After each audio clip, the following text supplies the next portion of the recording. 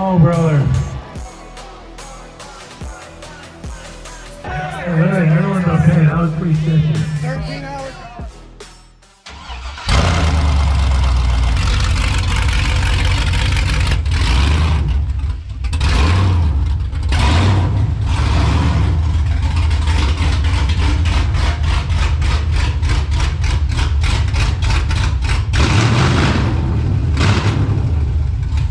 Good afternoon, guys. Welcome back to the channel. Today we are unfortunately pulling the transmission out of the Burnout truck. As you saw in the video a few videos back, last time we were on the Burnout truck, it was slipping. Well, it needs to come out because the same guy that built the Cateye transmission, which held up fantastic through all the hell we put it through back in 2019, the Burnout and all that, he is going to do this transmission, but even better than he did the Cateye transmission. But before we get started, if you're not already, don't forget to hit that subscribe button and check out the other videos on the channel, including the Burnout truck playlist.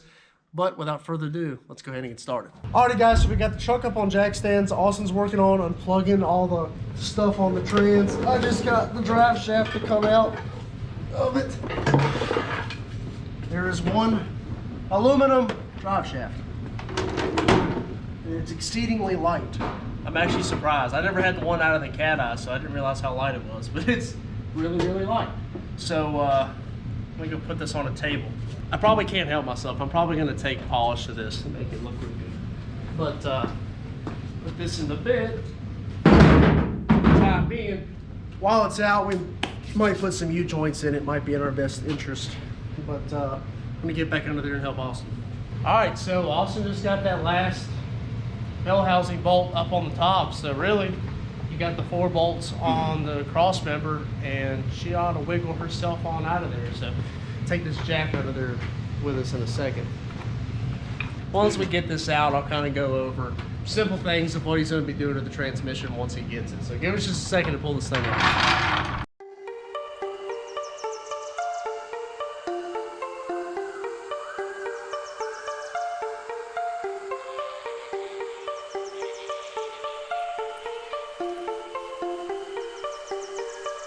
Alright, guys, so we screwed ourselves when we welded that exhaust in. We welded a little bit of a pipe on there, and it's blocking the bolt for the transmission cross member. So Austin's up on top unbolting the headers right now, so that way we can pull the header down and kind of, or at least loosen it up to where we can get that bolt up out of there. So we kind of screwed ourselves there, but we'll get it out in just a minute.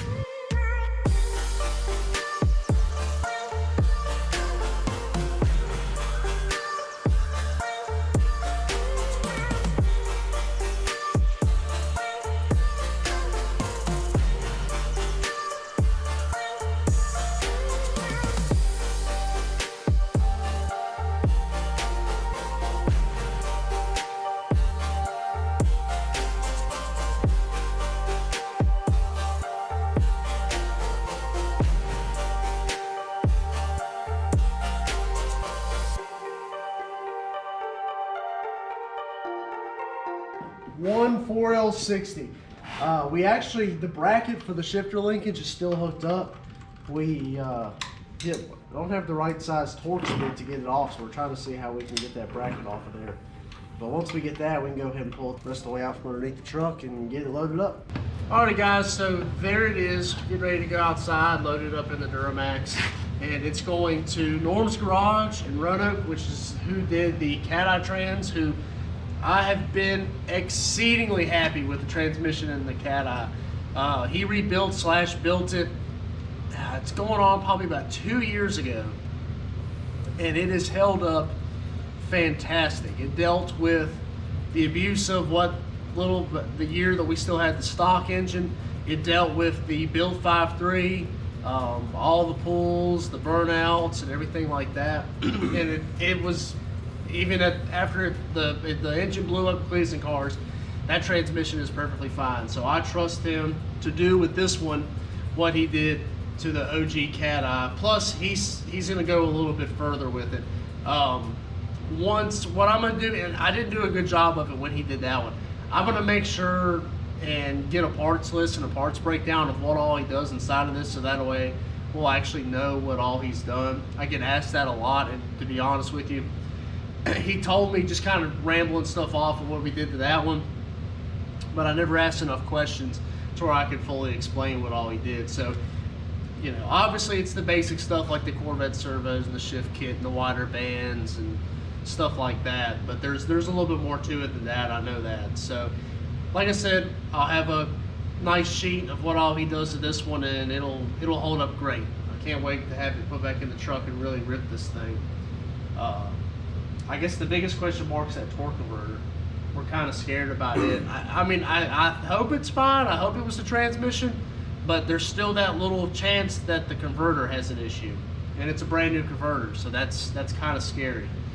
It would suck to put this thing up in there and go for a drive and it'd still be slipping, but I guess that's just the risk that we're gonna have to face. You got anything to add? It's 9:30 and we're all tired, so we're gonna get this thing loaded up and Yep.